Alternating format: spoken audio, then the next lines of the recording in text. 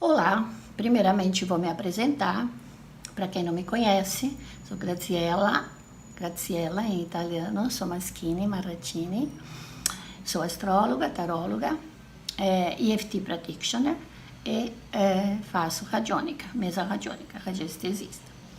E eu estou aqui para falar com vocês, nessa palestra, sobre o tema da sinastria, o casal astrológico, corações apaixonados. Na realidade, a sinastria, como a astrologia nos ensina, é uma técnica que o astrólogo usa para comparar dois temas de nascimento. Às vezes até mais que dois, tá? Quando é, por exemplo, o caso de sócios, podemos até analisar três, ou seja, você analisa com um sócio, depois você analisa com outro, não é que você vai analisar um grupo inteiro, tá?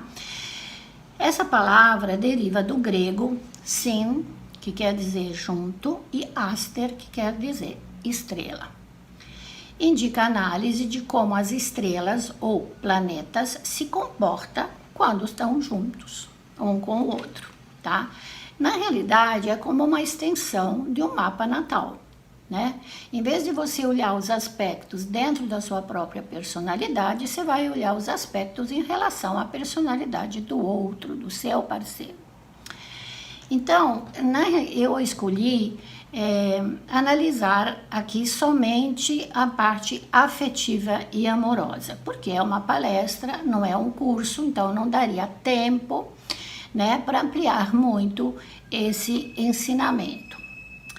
A sinastria, ela pode ser feita até para pai e filhos, né? Não somente marido e mulher, namorado com namorada, namorado com namorado, namorada com namorada, não importa, né? Duas pessoas que vão conviver. É claro que nos relacionamentos familiares tem o afeto, tem o amor, mas às vezes não tem a paixão e a atração do físico, certo? Que isso não vamos analisar. Muito bem. E aí a gente começa sempre com essa pergunta que o astrólogo recebe às vezes de um cliente. Conheci um namorado e eu sou do signo de touro, e o meu namorado e o cara que eu conheci, ele é de signo de água, ele é de peixe. Será que eu combino com ele? Ou seja, quem combina com quem, né? Que essa é a primeira abordagem do tema. E nós vamos falar então dos 4 elementos. Primeira coisa, por que os 4 elementos? Porque os elementos que regem a nossa manifestação material na Terra, segundo a astrologia tradicional ocidental, são terra, fogo, ar e água. Na realidade, a gente começa pelo fogo, né? Porque Áries é fogo. Então, seria fogo, terra, ar e água. Entre si, esses 4 elementos compartilham os 3 signos, são 4 elementos, cada um tem 3 signos zodiacais que pertencem ao elemento. Então, aos signos de terra pertencem touro, virgem e capricórnio, né? Todo o estudante aprende já nas primeiras aulas, né, de astrologia. Ao signo de fogo pertencem Áries, Leão e Sagitário. Aos signos de ar pertencem Gêmeos, Libra e Aquário. E aos signos de água pertencem Câncer, Escorpião e Peixes. Muito bem.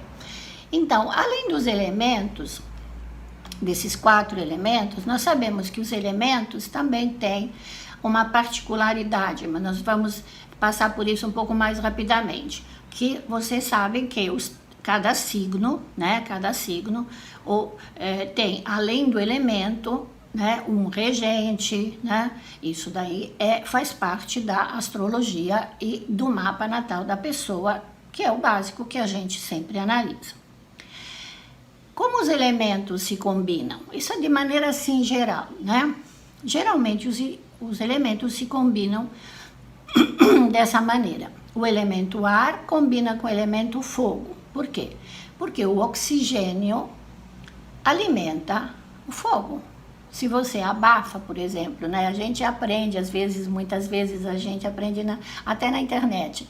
Ah, se a tua panela pegar fogo no fogão, não jogue água, jogue um pano para abafar o oxigênio. Sem oxigênio, o fogo morre.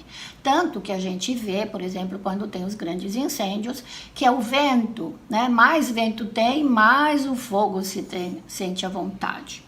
E sem oxigênio, o fogo se apaga. O elemento terra combina mais com o elemento água, eles se misturam, né? A gente faz a papinha, criança gosta, bota água na terra, faz os montinhos, né? Eu me lembro sempre na Bíblia que dizem que Jesus, criança, ele fazia pequenas personagens, pequenos animaizinhos, tudo de terra e água, e depois ele assoprava e aquilo se tornava um ser vivente. Não sei se é verdade, mas é uma boa maneira de lembrar dessa combinação da água com a terra. E a terra fica seca, sem vida, sem água, e a água ajuda na fertilidade da terra. Não adianta a gente plantar uma semente na terra se a gente não vai lá molhar. Portanto, são dois elementos indispensáveis, certo? Isso quer dizer o quê? Que quando a pessoa pertence a um elemento desse que está em bom aspecto com o outro, o elemento do parceiro, que bom, já tem dois elementos ali favoráveis. Mas existe uma incompatibilidade também dentro desses elementos.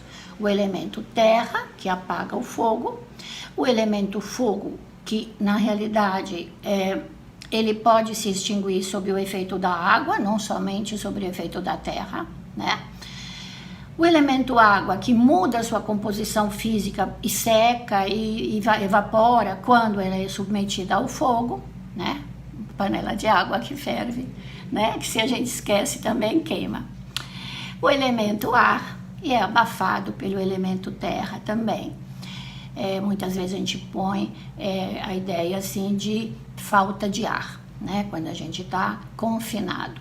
E o elemento água não pode se misturar com o elemento ar. Apesar que o vapor ele acaba se propagando, né? Através do elemento ar. Mas eles não se misturam. Pelos signos astrológicos, nós então vemos que os signos de fogo combinam com os signos de ar e os signos de água combinam com os signos de terra. Muito bem, isso seria muito simples se fosse só isso, né? Você sair por aí, eu sou de água, então vou procurar alguém de terra, vou me dar bem. Mas também não é sempre assim. Tem muitos elementos em jogo. Eu coloquei aqui no PPT uma figura, né, dos 4 elementos que indica que quando a gente faz o estudo dos temperamentos, a gente sabe que as pessoas de signo de ar são mais o temperamento sanguíneo, as de fogo são mais coléricos, os de terra são melancólicos e os de água são fleumáticos. E é claro que dependendo desses signos, ninguém dentro da personalidade, da análise do temperamento, que é a primeira coisa que a gente vê quando a gente abre um mapa, a gente vai lá verificar a quantidade de planetas que existem em cada elemento e a gente faz uma primeira análise do temperamento. As pessoas têm muito de fogo, mas tem alguma coisa também num outro elemento. Então, ninguém tem um elemento puro, né? Não existe um temperamento puro, mas existe um temperamento entre duas qualidades de temperamentos, tá? Ou seja, que promove uma mistura da personalidade, né? Se não se misturarem, eu acho que fica difícil até a personalidade se manifestar. Então, vamos examinar primeiramente os planetas que são envolvidos na sinastria. Eu escolhi terminar a análise no planeta Saturno, isso para não tornar isso extremamente longo, porque muitas informações, eu já vi isso em palestras anteriores, às vezes eu coloco tanta informação que a pessoa fica assim, atrapalhada em entender tudo. Então, até Saturno, por quê? Porque do ponto de vista cabalístico, O cabalista fala, o último planeta visível a olho nu é Saturno, e Saturno é o último planeta considerado um planeta pessoal. Urano, Netuno e Plutão são planetas geracionais, né? Porque eles ficam muito tempo num signo, portanto existem gerações, no caso de Plutão até 2 gerações, né? Que tem o planeta no mesmo signo. Então, eu escolhi não examiná-los aqui, mas examinar somente os planetas pessoais, certo? Então, quando a gente analisa, primeiramente, né, você vai fazer o esboço de um parceiro e depois o mapa de um, mapa de outro. E você vai colocar os planetas. O Sol, que vai indicar a percepção do eu, né? Eu chamo isso de padrão de identidade, ser, né? O ser espiritual. Aquele ser que habita dentro de você e que tem o veículo corpo para se manifestar nessa encarnação. A Lua, que vai indicar a percepção sentimental, emocional, que tem relação com sentir. O ascendente é importante, porque se tiver planetas especialmente ali no ascendente, pode indicar como será a atração física e até estética, porque a primeira coisa que a gente vê do outro é o corpo físico, né? Tem pessoas que falam, eu fiquei atraído pelo olhar, eu fiquei atraído pela forma de andar, e outras formas do corpo também que podem chamar a sua atenção. Muito bem, então o signo ascendente é importante. Mercúrio, que vai indicar qual o entendimento e o diálogo, como é que as pessoas pensam, quais são seus conceitos, então tem relação com pensar. Vênus, que vai indicar para você que tipo de prazer a pessoa procura. Então, prazer e amor, muito importante num relacionamento afetivo. Depois nós vamos examinar Marte, que indicará como se manifesta a libido e o desejo. Tem pessoas também que têm desejo, mas que não tomam nenhuma iniciativa. Então, como é que é essa iniciativa? Ela é boa para o parceiro ou não é boa? Portanto, eu desejo. Aí o Júpiter, e na realidade é o desejo sexual, tá? Aí Júpiter, que vai indicar qual a filosofia de vida. O que essa pessoa quer ambicionar? Onde que ele quer? Nesse sentido da filosofia mesmo, das crenças. Então tem muita relação com o eu creio. E o Saturno, que vai indicar as limitações, os medos, né? Aquilo que a gente tem mais dificuldade e aonde serão, às vezes, até do ponto de vista positivo, a durabilidade desse relacionamento. E eu chamo isso de eu persisto. Então eu coloquei cada um nome que é para ficar mais fácil. Então, eu vou começar de novo. Sol, ser. A Lua, sentir. Ascendente, o que me atrai, o olhar. Às vezes eu falo que é o santo de um que bate com o santo do outro. A atração física é muito forte quando se tem planetas no ascendente. Mercúrio, pensar, dialogar. Vênus, amar, prazer, né? Ter prazer. Marte, desejo sexual, atração. Júpiter, crenças, né? Filosofias, sentimentos éticos e morais. Saturno, limitações, medos, durabilidade do relacionamento. E aí eu poderia falar, eu persisto. Muito bem. O ascendente e o descendente, né? A casa 1, casa 7, são muito importantes num relacionamento a dois. Porque quando a gente fala na casa 7, fala do outro, né? O outro que seja um, ou que sejam vários, é sempre pela casa 7 que eles entram, né? Como é que nós nos relacionamos com quem está lá na casa 7? O que é que nós atraímos? Não é só por causa do casamento, né? É a nossa balança, é o outro, né? E como dizia Jean-Paul Sartre, que era um filósofo francês, né? Na minha época, e ele falava l'enfer, c'est les autres. O inferno são os outros. Então, é uma maneira muito cruel de falar, mas a gente não está no mundo sozinho. Se estivesse no mundo sozinho, ai, que mundo chato, né? Eu gosto de relacionamentos. E o meio do céu e o fundo do céu vão indicar as ambições de cada um, os relacionamentos familiares, como é que foi o condicionamento dentro de casa, né? Nós sabemos que isso é muito importante também para entender como a pessoa vai reproduzir ou não esse ambiente doméstico, em que casa ele foi criado, às vezes ele reproduz isso ao longo da vida, porque isso tem um condicionamento muito forte na personalidade da pessoa. Muito bem, quais seriam os aspectos mais favoráveis? Aí eu fiz uma relaçãozinha, depois vocês vão ver que no final da nossa palestra eu coloquei 2 mapas para a gente analisar também, junto com vocês. Foi um mapa só de um casal, porque não dava tempo para fazer coisas muito mais longas. Então, os aspectos mais favoráveis é quando o signo do ascendente de um tem um bom aspecto com o signo ascendente do outro, né? Ou seja, o signo de A combina com o signo ascendente de B. O signo ascendente de A combina, é o mesmo do Sol, né? Ou da Lua de B, certo? Isso quando a gente fala do signo ascendente, porque é aquele impulso, aquela coisa da sua manifestação que vai em direção ao outro. O signo que está na cúspide da casa 7, né, de A, às vezes é o mesmo onde o Sol está. Por quê? Porque se você coloca o Sol da outra pessoa na tua casa 7, você vai achar que é o cara que você queria para você, né? Isso seria já um indicativo favorável. Em muitos casos, né, porque a gente está falando de uma oposição, mas você fala, que oposição é essa se o Sol está do outro lado? Mas ele é favorável. Especialmente se, por exemplo, vamos dizer que na tua primeira casa você tem Vênus. Você pega alguém como Sol em Touro e você coloca lá na casa 7, isso vai ser uma coisa favorável, né?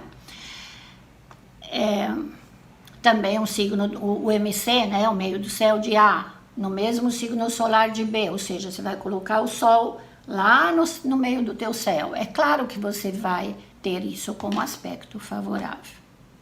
Tá? Muito bem. Existem, porém, aspectos que são dissonantes, né? Então, os harmoniosos ou os dissonantes vão te indicar como é que vai ser o relacionamento e aonde serão os maiores desafios que esse relacionamento vai te dar. E também as facilidades. É como num caminho, né? Num caminho que a gente vai percorrer junto. Como é que nós vamos percorrer esse caminho juntos?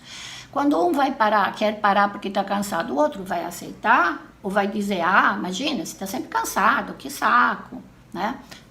Aspecto dissonante entre o casal.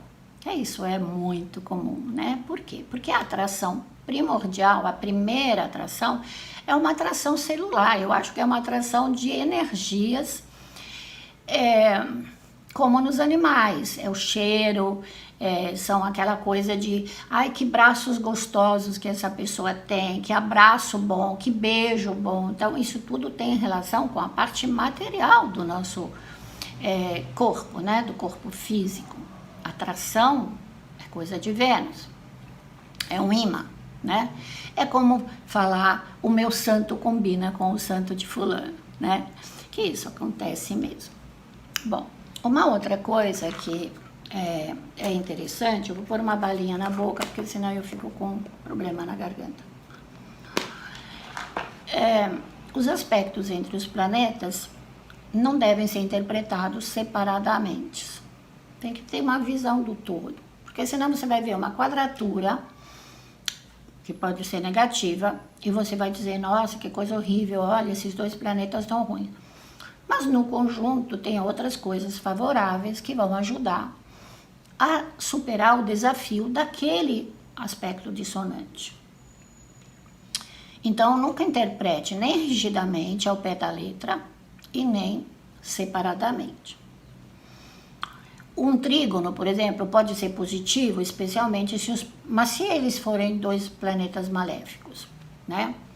Se o teu planeta maléfico combina ruim com o outro, né? Isso também pode ser negativo, né? Ou pelo menos eu chamo de dissonante, né? Não é harmonioso, né? Eu sou uma pessoa muito musical. E sempre vejo isso, né, como se fossem umas escalas musicais. Então, às vezes, você toca um acorde, e aquele acorde, nossa, né, pegou no teu ouvido. Mas a música era tão bonita que aquela coisinha pequena você, às vezes, nem percebe, né? E depois você fica encantado com a música como um todo. Apesar que ultimamente eu acho que a música, e especialmente a música popular, perdeu a harmonia há muito tempo. Muito bem. Opinião de alguém que tem Mercúrio em Aquário. Bom, vamos falar da relação então entre os planetas. Sol com Sol. Indica como é o caráter dos parceiros, como as duas personalidades podem se integrar e se completar de forma mútua. Os aspectos favoráveis nós conhecemos, conjunção, sextil e trígono. Imagina dois sóis em conjunção. Agora, você imagina dois sóis em conjunção em Áries, os dois vão fazer esporte, mas os dois podem ser duas pessoas imprudentes, né? Porque nenhum deles vai ajudar o outro a ser mais prudente, concorda? Então você vê como é importante analisar tudo e não analisar um aspecto. Então pressupõe, claro, os aspectos favoráveis, um bom entendimento entre os parceiros. E aí eu falei assim, olha, um bom aspecto solar é determinante para um bom relacionamento, e assim como um aspecto difícil entre os dois astros pode indicar desafios a serem superados, porém pode ser muito enriquecedor, tá certo? Esse aspecto Sol é muito parecido com o ascendente Sol, né? Se você põe o Sol do outro no teu ascendente ou o contrário, é um aspecto favorável em geral. Aspecto Sol-Lua.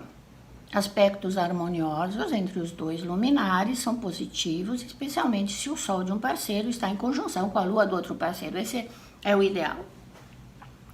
São relacionamentos muito, muito fortes, tá?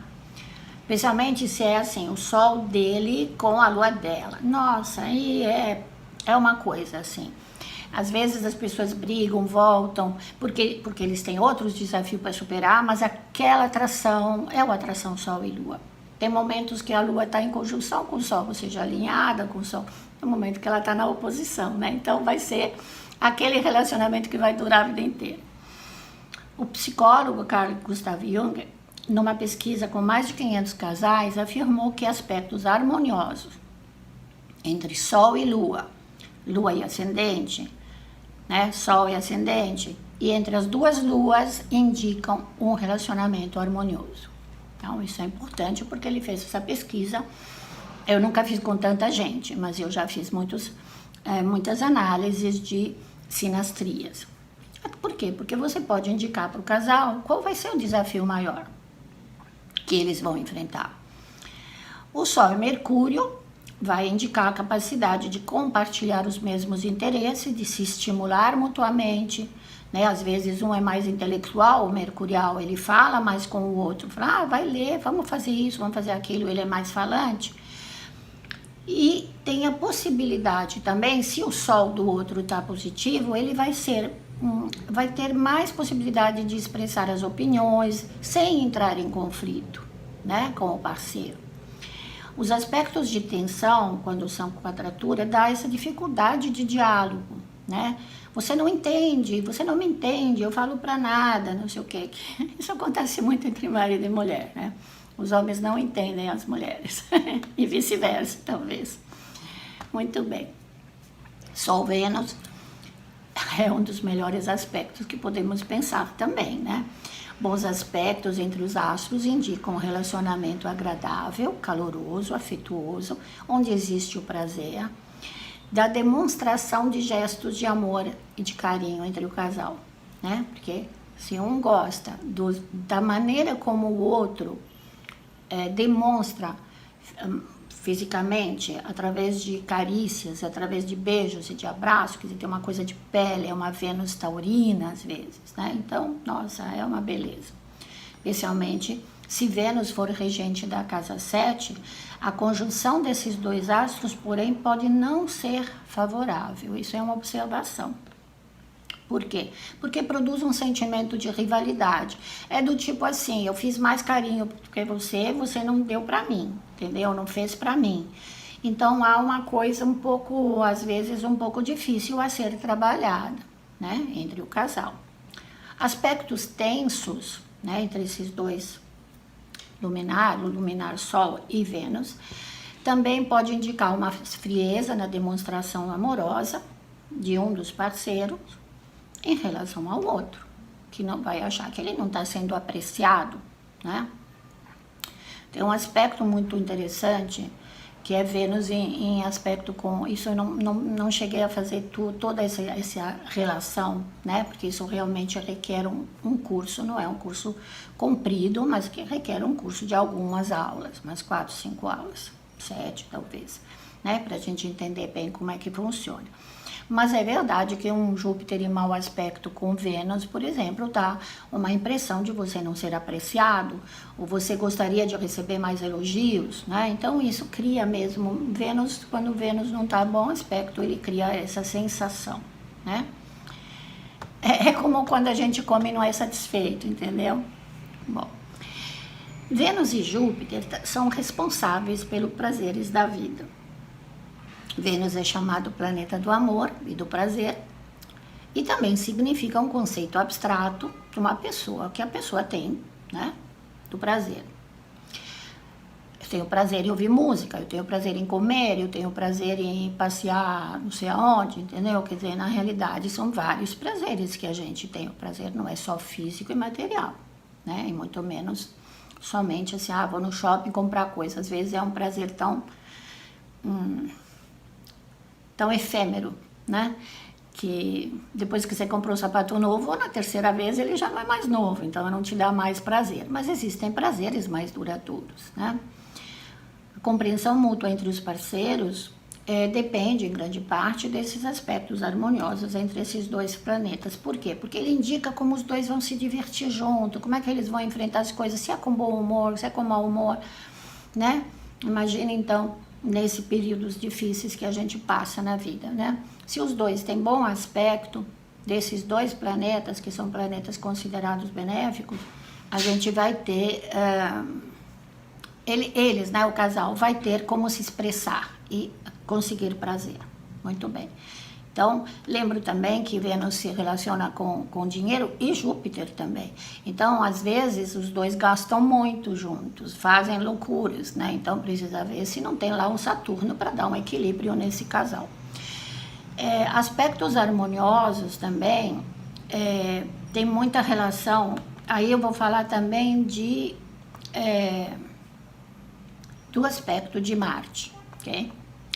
Sol-Marte. Né? Vamos avançar um pouco, para não deixar isso daqui muito longo, né? Nós temos um horário, então, né? Sol-Marte. Aspectos harmoniosos entre os dois astros indicam um grau de atração sexual entre os parceiros, né? Aquilo que faz você se mover em relação ao outro e despertar a tua libido. Também a simpatia, a tolerância, compreensão mútua, porque diminui a agressividade, né, de um com o outro. Existe o impulso, mas não existe a agressão. Aspectos tensos entre os astros predispõem o sujeito marciano, ou seja, o que tem Marte, a falta de tato, a agressividade, prepotência em relação ao parceiro solar. Muitas vezes atitudes que são ditadas por atitudes infantis, de rivalidade e que vai se manifestar de uma forma agressiva. Então, é perigoso. Mau aspecto de Sol-Marte é perigoso num relacionamento afetivo. Aí você vai dizer, vai ter noites calientes. Sim, precisa ver se você gosta de ser agredido. Tudo bem que o próprio ato sexual parece uma doce guerra, como dizia o Jacques Brel, que era um cantor francês que escreveu aquela magnífica música Ne me quitte pas. Mas realmente, né, a gente sabe que um ato sexual visto de fora parece uma agressividade entre dois seres, animais, como são os seres humanos, né, os animais também. Vamos falar do Sol-Saturno, então. Do Sol-Saturno, né, nós falamos do Júpiter. Falamos de Júpiter? Sim, não. Júpiter é considerado grande benéfico. É relacionado com a sorte, alegria de viver, otimismo, vontade de ver as coisas do lado positivo, o copo meio cheio. O aspecto harmonioso entre esses dois astros aumenta a confiança mútua, contribui para melhorar o entendimento entre o casal, que vai gostar das mesmas coisas, vai se divertir juntos. E também, por exemplo, se um tá meio macambuzo e o outro vai lá e vai levantar o moral, né? Porque vai ficar alegre. Né? O caso jupiteriano vai dizer, não, mas não é tão grave assim, vamos sair dessa, né? Tem a coisa da fé muito forte nesse aspecto positivo. Em compensação, quando o aspecto é tenso, um pode gastar muito dinheiro, você gasta dinheiro, você não sabe onde você vai as coisas, aí o outro reclama, né? E também concepções filosóficas de vida diferentes, né? Isso também. Morais, éticas, isso tem relação com esse Júpiter. Júpiter é o planeta da justiça, né? Nós sabemos, mas na Cabala ele tem relação com comportamento ético e moral, generosidade de espírito, muitas vezes filantropias, né? Essas coisas têm relação com esse Júpiter, né? Que ele te traz benefício, mas você tem que usá-lo positivamente. Senão você se vira um gastão, né? Gasta e não faz benefício para ninguém, muito menos dentro de um casal. Se o outro, então, tem um Saturno em mau aspecto, ele vai ficar te cobrando o tempo inteiro. Aspecto de Sol e Saturno. Saturno é o planeta da estabilidade, mas também dos desafios, dos obstáculos, né? Da superação. Ele te diz, olha, sobe a montanha é cheia de obstáculos, vai com calma, seja prudente se você quer chegar no topo, né? Sabemos que Saturno é o planeta justamente da durabilidade, as coisas duram, Saturno dura, né? Ele é o primeiro planeta que a Cabala nos ensina, onde a gente cristaliza, ou seja, o espírito ao encarnar, cristaliza a matéria, ela cristaliza em Saturno, com essa energia de Saturno. Então aí os bons aspectos podem ser muito bom, porque os dois, se na hora de puxar o cinto, na hora de ter uma dificuldade, os dois vão se entender naquilo que tem que ser feito, né?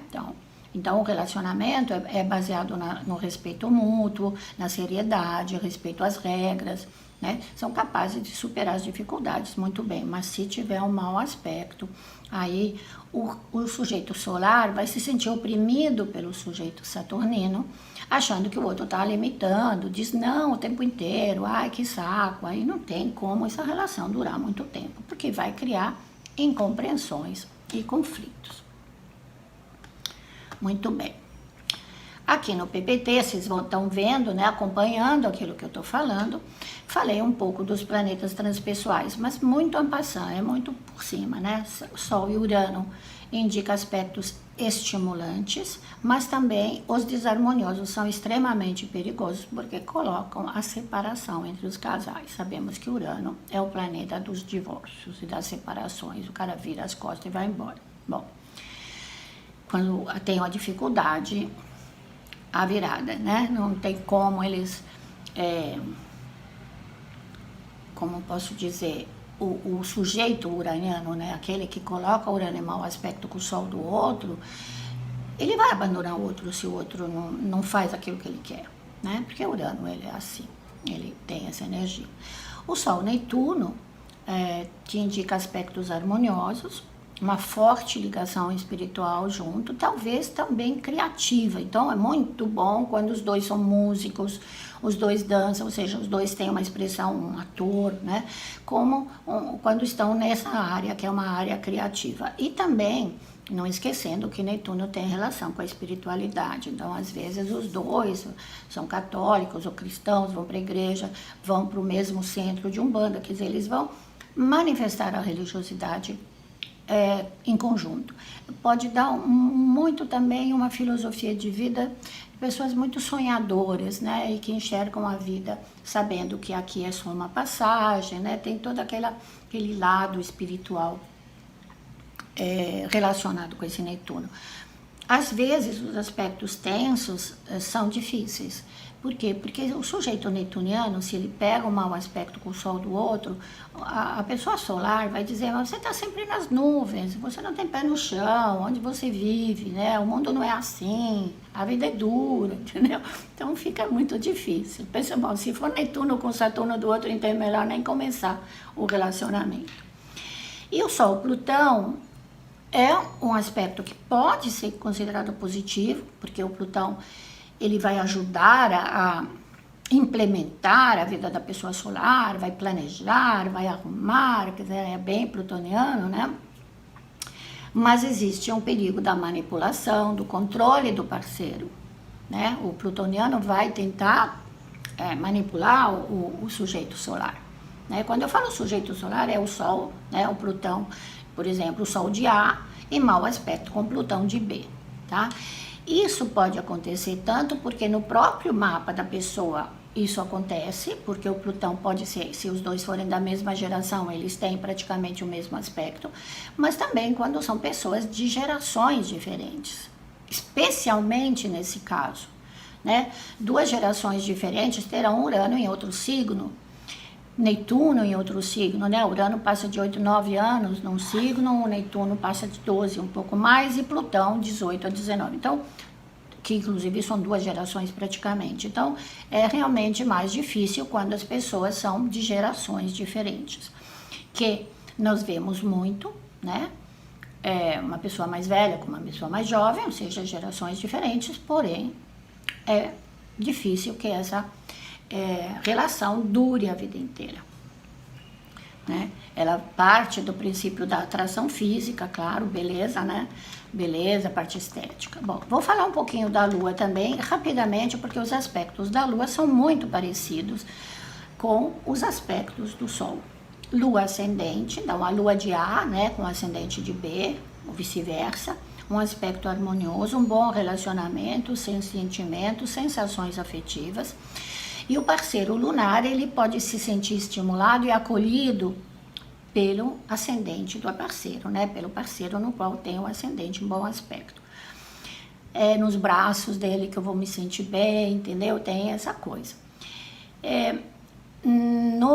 Quando a Lua faz aspecto com MC, tem a ver com induzir o outro a estimular, né? O ascendente, vamos fazer isso, vamos fazer aquilo, né? O sujeito que tem o MC vai estimular o sujeito lunar e vai ajudá-lo a alcançar as ambições dele. Então, tem a Lua com descendente, né? Ou a Lua com ascendente e descendente. Com descendente não é incomum nos relacionamentos, porque a Lua do outro está na casa 7, que é a casa do casamento. Então, você fala, eu gosto, especialmente quando é a Lua da mulher, né? E o descendente do homem, ou seja, quando um sujeito masculino coloca veja bem, dois parceiros homem, dois parceiros mulher, mas tem de um lado um parceiro que coloca a Lua do outro na casa 7. Então fala, não, esse daí eu gosto de conviver, é um parceiro que eu gosto.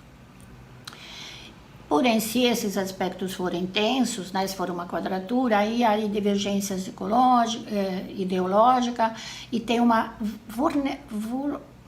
ai meu Deus, tem a pessoa que é lunar, ela muda muito, ela é muito instável. Então,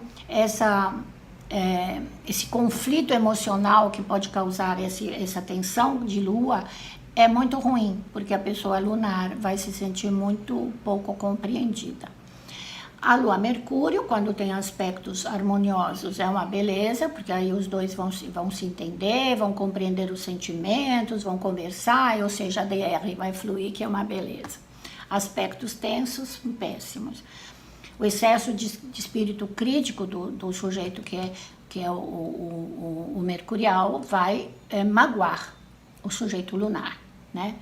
Decepção, mágoa, sentimentos ruins. Se for um aspecto Lua-Vênus, é maravilhoso. É um aspecto muito bom, porque vai mostrar afetuosidade, indulgência de um parceiro em relação ao outro, recíproca ternura, solidariedade, promete um relacionamento de entendimento, inclusive sexual, é prazeroso, né? são os beijos dele que você gosta, são as carícias dele que você gosta, entendeu? E o outro vai entender, entendeu? Isso é muito legal, né? Os aspectos tensos freiam essa ternura, colocam frieza no relacionamento, e o sujeito venusiano parece que ele pode exigir do outro prazeres que o outro não gosta, tá? Isso é uma coisa que eu aprendi. Não posso te dizer se é verdade, porque são coisas muito íntimas, né? Mas isso acontece também, né? Aí precisaria ver se o aspecto mercurial é bom, conversa, né? Olha, eu não gosto disso, né? Coisa melhor é o diálogo entre os parceiros e entre todo mundo. O aspecto Lua-Marte, aspectos harmoniosos entre esses dois astros, indicam uma forte atração sentimental e física, né? Atração sexual. Mas a gente não pode esquecer que o sujeito marciano pode ferir a delicadeza lunar e a instabilidade, aquela coisa da lua, não, hoje não quero, hoje eu tô com dor de cabeça, e o cara de Marte tá lá forçando a relação. Então, aspectos agressivos, aspectos tensos entre esses dois, Marte e Lua, é pior do que Marte e Sol. Porque o sujeito solar, ele é capaz de virar, bater a porta e ir embora, mas o sujeito lunar não. Então, ele vai se ferir, vai se magoar e vai sentir uma agressividade por parte do sujeito marciano, né, dessa energia marciana. O aspecto Lua-Júpiter, em geral, é muito favorável, exerce uma influência positiva, porque estimula o otimismo, a alegria, a generosidade, cria um clima de comum acordo muito sereno, muito confortável. Aspectos tensos podem causar descontentamento. Por quê? Porque o sujeito jupiteriano, né, que é mais fogoso, não entende a instabilidade do sujeito lunar, que às vezes é muito instável. Então, diferentes filosofias de vida, diferentes crenças, né? Então, isso é importante de verificar dentro do todo. Lembre-se que não é para olhar só uma coisa. Ah, eu tô com bom aspecto disso, então o casal vai dar certo. Meu, é muito difícil. O aspecto Lua-Saturno indica a emotividade, né, a interioridade da Lua, que pode não conseguir obter a compreensão do severo e rigoroso Saturno. Claro que nos aspectos positivos, o sujeito Saturno pode ser um protetor do sujeito lunar mais instável. Porque um bom Saturno também faz bem, né? Um bom Saturno é aquele paciente, compreensivo, aquele que fala, não, vamos superar isso, vamos juntos, não precisa chorar por causa disso, as coisas a gente pode ser resolvidas. Esse é um bom Saturno, né?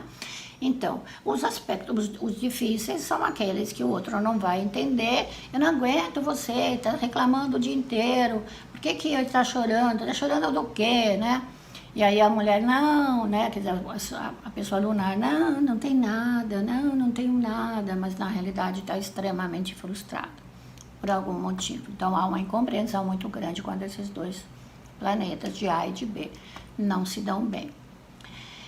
E aí eu coloquei um pouco os planetas transpessoais, bem rapidinho também, né, porque eu falei que não era o sujeito dessa história, porque eu tenho mais coisinha para fazer e nós temos um limite numa palestra, não quero também me delongar demais, né? Então, o aspecto, quando a Lua de A e Urano de B estão em aspecto bons, dá uma forte atração. Por quê? Porque o Urano é o diferente. E às vezes a pessoa tem atração pelo diferente e não pelo igual. Diferente em vários sentidos, em classe social, em cor, em cultura, vem de outro país, é uma coisa que te estimula, né? Então, a pessoa lunar é estimulada pela pessoa uraniana. Mas os aspectos tensos levam à separação, ou seja, dura durante um tempo, porque é diferente, depois o convívio pode ficar difícil. A Lua-Netuno, os aspectos harmoniosos podem ser muito bons, se os dois sujeitos são criativos, como músicos, por exemplo, músicos, artistas, porque eles vão compartilhar entre si a sensibilidade, a criatividade, o desejo de criar fantasias, né? Então isso pode ser favorável. Quando os dois têm mau aspecto, pode ser que o sujeito netuniano não consegue transmitir essa fantasia, esse desejo de realizar os sonhos para o sujeito lunar, o sujeito netuniano. A Lua é Plutão, o sujeito lunar pode se sentir muito atraído e fascinado pelo sujeito plutoniano. Aí entra aquela coisa do Hades, né, que rapta a Perséfone, né? A passionalidade do sujeito plutoniano. Às vezes dá medo, né? Nossa, mas é tão intenso, né, nas emoções, que às vezes o sujeito lunar, ele tá meio assim, né, meio apavorado. É muito bom quando isso acontece, que dá essa passionalidade, mas pode ser ruim e negativo, porque o sujeito plutoniano vai manipular o outro e podem ocorrer acontecimentos traumáticos, pode ter até aqueles relacionamentos que na intimidade se tornam muito perigosos, tá? Bom, aí, depois de ter feito essa relação toda, que eu espero que vocês te incentivem a estudar, né? Porque o certo é vocês se especializarem, se vocês quiserem aprender um pouco mais. Eu coloquei aqui como exemplo o mapa do relacionamento do príncipe Charles da Inglaterra e da Diana Spencer, né? A pobre Diana. Coloquei até uma figura mais bonita. Os dados de Charles. Ele nasceu em 14 de novembro de 48, às 21h14, em Londres, Inglaterra. Portanto, ele é muito mais velho do que a Diana. Então, eles tinham planetas em signos, especialmente os planetas transpessoais, em signos diferentes. Os dados da Diana, 1º de julho de 61, né? Às 19h45, a cidade chama Sandringham, distrito de Norfolk, na Inglaterra, tá? Eu não escrevi Inglaterra, vou escrever agora, assim. Aí eu botei uma foto bonita dos dois, tá? Ok, vamos lá. Ok.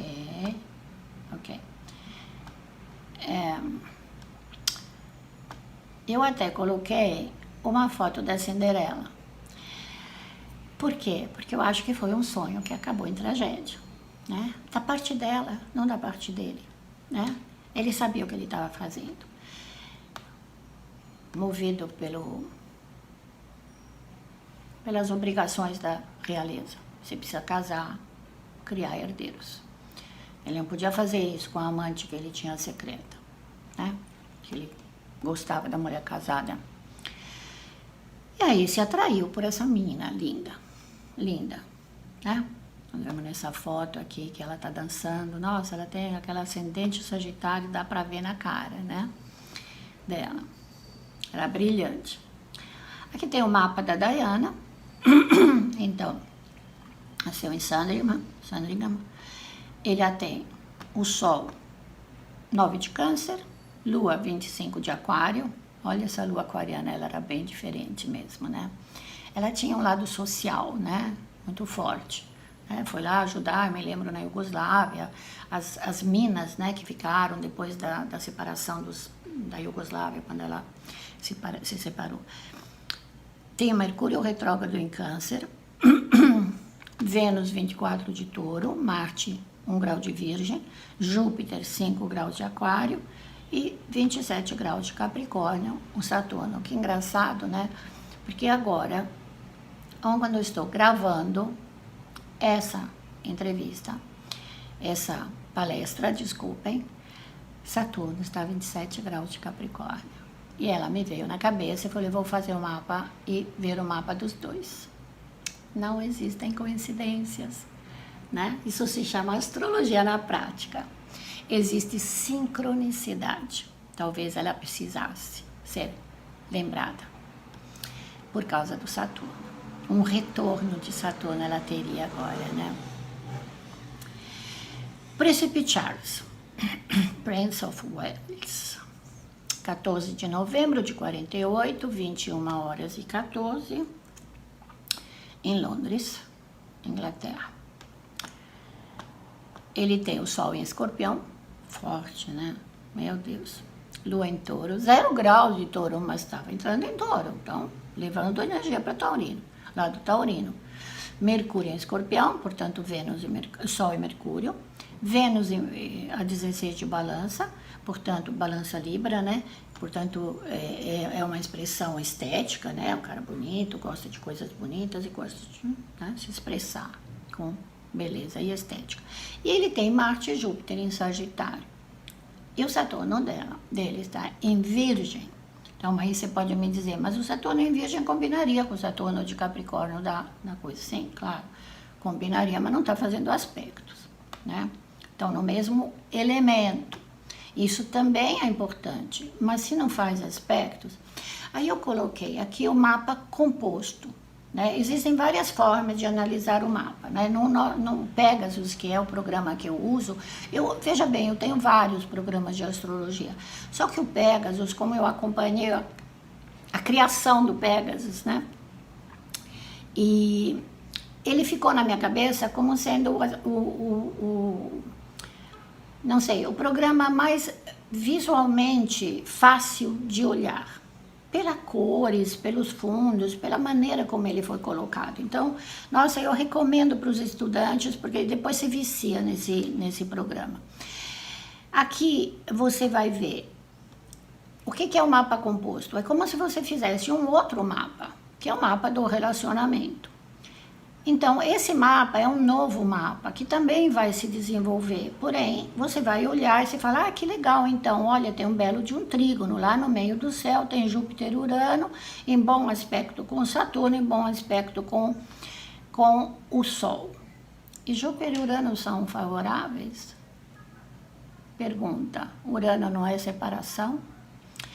Então, mesmo um bom aspecto, às vezes... Urano em bom aspecto com Saturno, será que o Saturno não foi muito pesado nesse relacionamento? Saturno tem relação com tradições e nada como aquela casa de Windsor, né, para ser tradicional.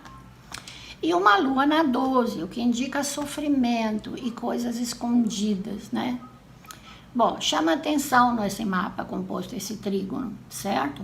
Mas o planeta Urano é muito dissonante nessa composição. E a casa 12, onde tem a Lua, também fala de sentimentos escondidos. Vênus, que está em conjunção com Quirón, também parece indicar um sofrimento afetivo, falta de amor em um dos dois parceiros, porque é o mapa do relacionamento. A oposição de Plutão a Mercúrio pode causar uma incompreensão muito grande, capaz de perturbar psiquicamente o outro parceiro, certo? Então, aqui também é um indicativo do que acontecia na incompreensão. Plutão em mau aspecto com Saturno, em mau aspecto com Mercúrio. Bom, isso, en passant, é uma coisa rápida, né? Dentro daquilo que a gente pode falar numa palestra.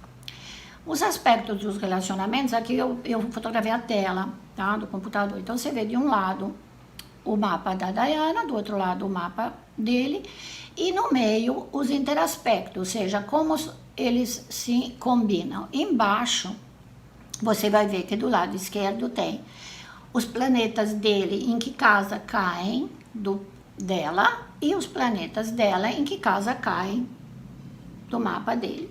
Então, tem aspectos de casa 7? Tem sim, que acabou dando um casamento, né?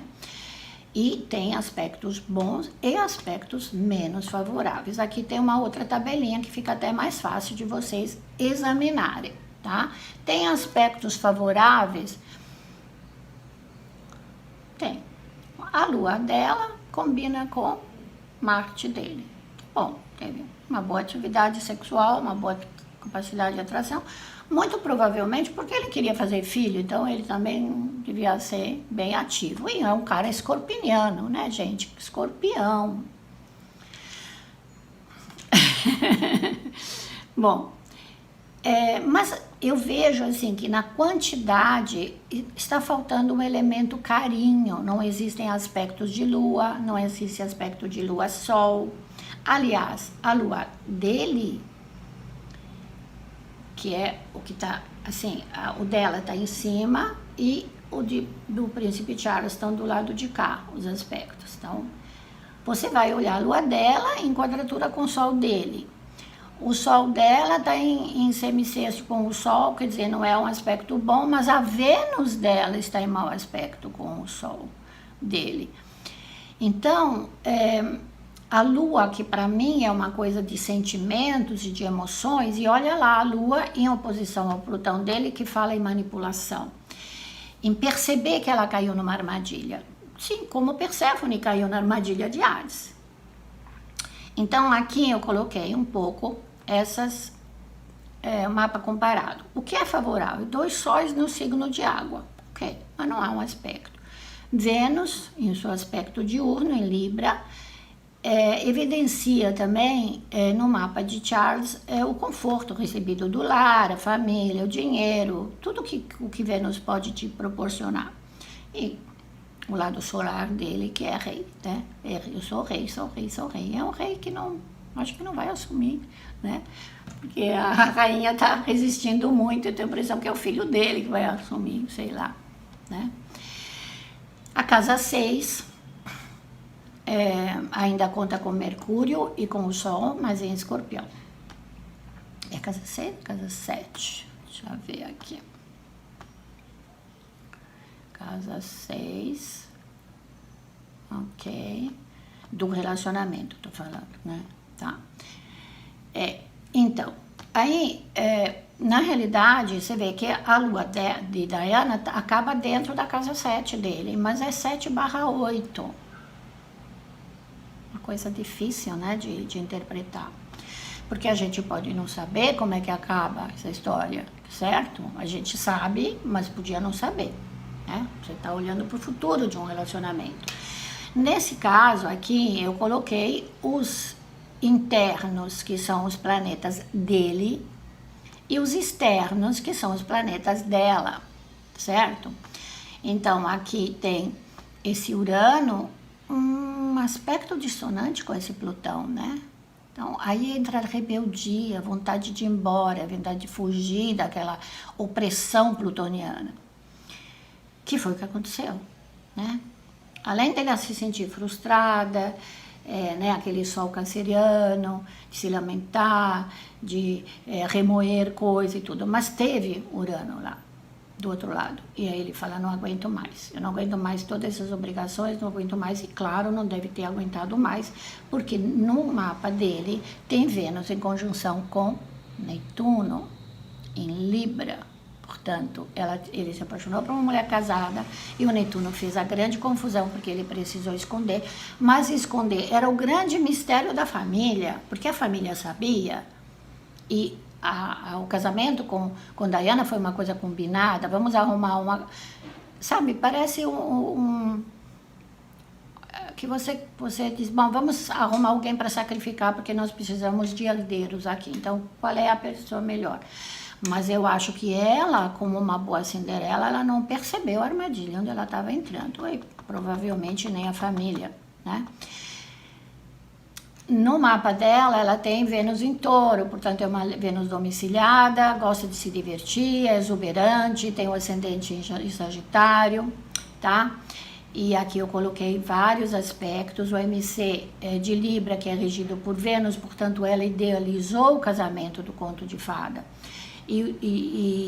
Ela tinha dentro dela o desejo de que esse casamento durasse a vida inteira, porque ela tem um bom aspecto de Vênus a Saturno no mapa dela, tá? E no mapa dele tem justamente esse, assim, alguns aspectos positivos, um trígono potencial de Vênus com a Lua, mas existem aspectos, não existe aspecto entre Marte e Vênus, portanto, a forma de sentir o afeto, o amor e de se manifestar sexualmente entre os dois não existiu. Ela se realizou muito na maternidade também, né? Aí, tem alguns aspectos aqui que eu coloquei, conjunção do Saturno de Charles, a Marte e Plutão de Diana. Charles freia o sentimento de liberdade dela e a sua autonomia. Ela não tinha autonomia, né? Vocês veem agora o que aconteceu com o casalzinho que foi embora, falou, não queremos ficar aqui, a americaninha levou embora o maridinho embaixo do braço e foram morar nos Estados Unidos, no Canadá, sei lá. Mas provavelmente não era isso que a Diana, que era uma moça sem experiências nenhuma, que casou achando que ela era a própria Cinderela. Não era uma Cinderela, porque era de uma família bem, né?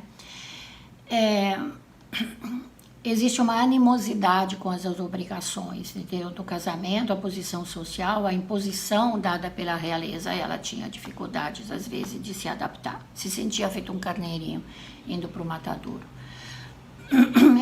Muitas vezes no olhar dela você via isso. Era um olhar triste, um olhar de quem disse, eu caí numa armadilha, estou indo para o matadouro. Existe uma tendência ao isolamento da Diana, né? De cada um dos parceiros, porque ele também suas incompreensões. Por quê? Porque ele estava apaixonado por outra, né? Paixão que ele depois revelou. Mágoas, né? Mútuas. Bom, que mais? Charles se incomoda com a exuberância de Diana. Até porque, desculpa, um cara que tem um ascendente em Leão, que é rei, quer que ela brilhe mais do que ele? Não. Essa é a minha conclusão. Aqui eu coloquei uma tabelinha, eu não sei muito bem fazer tabelas, tá? Então eu peço até desculpa. Mas essa tabelinha, ela é muito útil para vocês, quando quiserem fazer, colocarem de um lado os aspectos, do lado do outro, coloquem os planetas, façam uma comparação, às vezes numa tabela. Eu detesto tabelas, né? Eu sou muito de visualizar o tudo. E aí, mas assim, a Lua tá boa com o Sol do outro, o ascendente tá em bom aspecto, tá mau aspecto, então façam uma tabelinha desse tipo. Eu não vou agora, porque já tá passando do meu tempo. Eu não quero me delongar demais. Então, mesmo numa sinastria onde os principais aspectos parecem favoráveis, muitas vezes o relacionamento termina. Ok?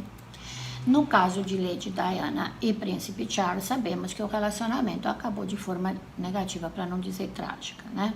A princesa se afastou do casamento de um conto de fada que se transformou num pesadelo de obrigações e incompreensões. Quando se lançou num outro relacionamento amoroso que foi uraniano, porque era um cara diferente, de outro meio, de outro lugar, acabou precipitando o seu destino trágico, que é anunciado no mapa natal pela conjunção Marte-Urano na casa 8. 2 maléficos. E acho que tem uma oposição, né? Deixa eu ver se tem Marte-Urano na 8 e uma oposição. Ela tem sim. Isso, a posição com a Lua, né? Morte pública, né? Bom, não é o caso de examinar isso agora. De maneira geral, sabemos que o gatilho de um relacionamento se baseia principalmente na atração física inicial. Porém, a construção firme de um relacionamento vai depender de muitas outras coisas, né?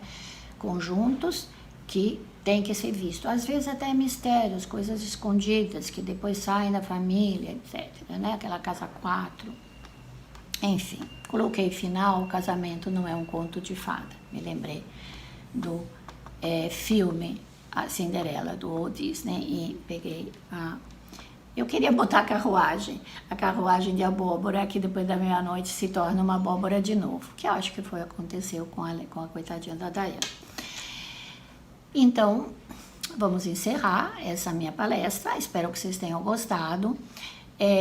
Se vocês quiserem fazer um curso de especialização, a gente pode fazer, tá? É uma coisa assim mais simples, mas tem que ser feita para alguém que já entende de astrologia.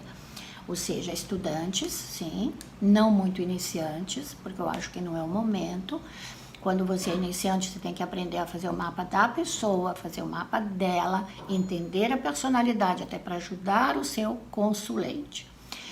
E no caso do relacionamento de duas pessoas, tem que ter muito tato, né? Para quando o consulente ou o casal te encomenda um mapa de relacionamento, para poder dar o que é positivo, indicar quais são os desafios e aconselhar como vão superar esses desafios juntos. Porque o desejo é que sejam felizes para sempre. Enfim. Aqui vocês têm os meus contatos, né? Graziella Somaschini Marratini, tem o site astrosirius.com.br. Sou professora, eu dou aula, né, de astrologia, de tarô. Sou EFT Practitioner e ensino essa técnica de libertação emocional e faço mesa radiônica. Eu convido você a me seguir no YouTube, tem o meu canal, Graziella Marratini. Facebook, mesmo nome, não tenho Somaschini normalmente. E no Instagram, tem várias coisas lá, faço muitas lives com meus colegas também. Meu WhatsApp é 11 96205 1010, mande recado, né? E entre no site para qualquer coisa comigo. Eu te agradeço atualmente e há bastante tempo, eu acho, uns 8 anos, eu acho, eu sou coordenadora da CNA, de São Paulo, apesar de eu ter me mudado, né, para Santos, mas a coordenação esse ano ficou um pouco bloqueada por causa da pandemia e foram feitos circuitos online e poucas atividades. E vamos esperar que no ano que vem elas retornem, porque afinal de contas eu estou do lado de São Paulo, tá bom? E consultas, tudo pela internet, tudo por aqui, pelo Zoom, pelo Skype, aonde vocês quiserem. Estou à disposição, agradeço para vocês. Fiquem com Deus, aproveitem bastante. A astrologia nos ensina muito. Tchau.